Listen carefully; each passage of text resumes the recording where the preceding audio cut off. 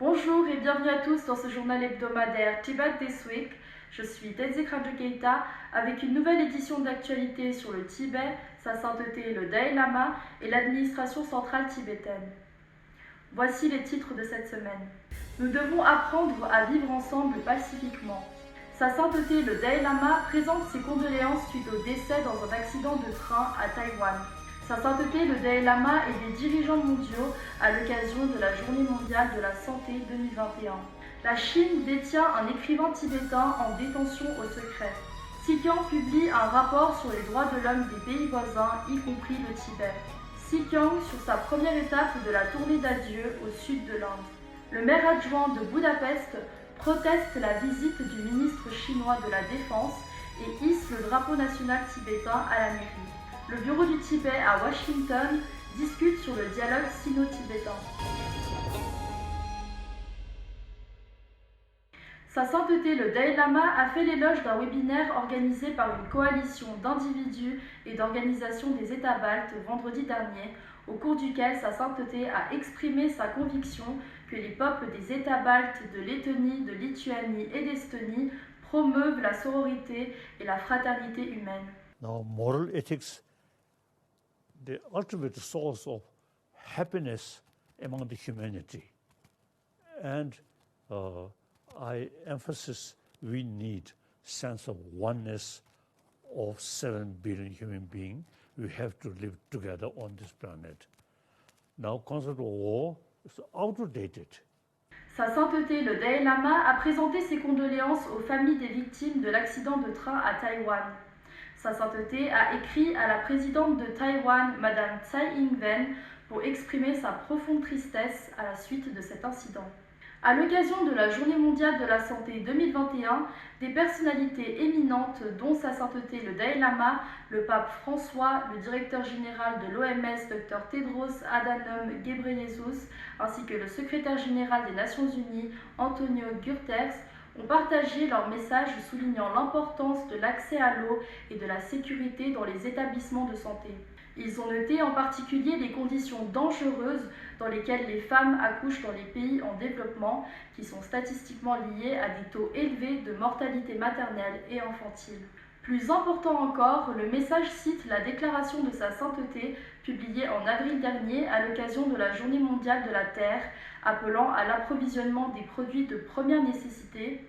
Je cite: « Nous devons veiller à ce que les malades et les vaillants prestataires de santé partout dans le monde aient accès aux besoins fondamentaux d'eau potable et d'assainissement pour prévenir la propagation incontrôlée des maladies. » Les autorités chinoises ont arrêté un éminent érudit bouddhiste tibétain et écrivain, Geshe Gyatso, également connu sous le nom de Geshe, un moine originaire de Ngaba dans la province traditionnelle d'Amdo au Tibet, incorporée dans la province chinoise du Sichuan. La raison de sa détention n'est pas connue à l'heure actuelle. Le 26 octobre 2020, des fonctionnaires de la région autonome du Tibet avaient arrêté le moine de 45 ans de Chengdu dans la province du Sichuan. Les nouvelles au sujet de la détention arbitraire de Geshe Gyatso ne sont apparues qu'au bout de 5 mois, alors que ses proches attendaient sa libération. Cependant, il n'y a pas eu de progrès ou de nouvelles sur son bien-être et le lieu où il se trouve, ce qui suscite énormément de préoccupations au sujet de sa condition de détention. Selon International Campaign for Tibet, Geshe Gyatso a publié plusieurs livres sur la philosophie, la tradition et la culture du bouddhisme tibétain. Avant sa détention en octobre 2020, son travail de plaidoyer pour la liberté académique dans les établissements d'enseignement monastique a conduit à ses multiples arrestations et emprisonnements, ainsi qu'à son exil forcé de son monastère. Le président de l'administration centrale tibétaine a rendu public vendredi dernier un rapport sur les droits de l'homme publié par le Center for Democracy, Pluralism and Human Rights de New Delhi au Constitution Club of India à Delhi. Évoquant la volonté de la Chine de dominer idéologiquement le monde, Dr Sengye a insisté sur la nécessité d'une plus grande sensibilisation dans les universités en ce qui concerne les études tibétaines. D'autres experts juridiques et des droits de l'homme ont également parlé des violations des droits de l'homme perpétrées au Tibet et en Syrie. À l'occasion de sa tournée officielle d'adieu à travers les colonies tibétaines du sud de l'Inde lundi dernier, Sikang Dr Lobsang Sengye a remercié le public tibétain de lui donner l'opportunité de servir la cause tibétaine et a exprimé sa confiance dans la réalisation de leurs aspirations. Sikang a rencontré le grand public tibétain, visité divers monastères et écoles tibétaines à Koligal, Honsur, Belakopi et Montkot. Sikang a également rencontré son éminence le 104e Gande Chipa et a informé son éminence des grands projets accomplis par son cabinet au cours des 10 dernières années.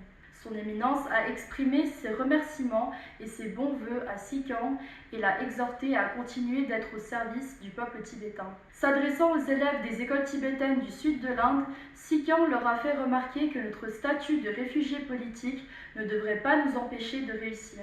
Pour réussir leur éducation, il a conseillé aux élèves d'avoir toujours ce qu'il appelait une mentalité de vainqueur plutôt qu'une mentalité de victime. Il a également mentionné la haute priorité accordée à l'éducation par l'administration centrale tibétaine. Sikang a également remercié les moines pour leur soutien et a souligné leur importante contribution à la restauration et au rétablissement des études et pratiques monastiques.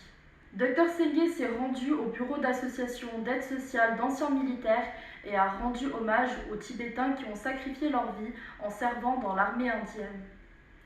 En signe de protestation contre la visite du ministre chinois de la Défense, le maire adjoint du 1er arrondissement de Budapest, Ferenc Gerencser, a hissé des drapeaux nationaux tibétains sur la mairie du district le 24 mars.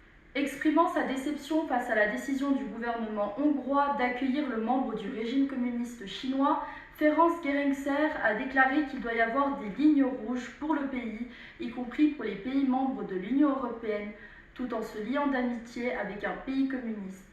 Aucun pays ne peut se permettre d'ignorer les violations des droits de l'homme commises par la Chine.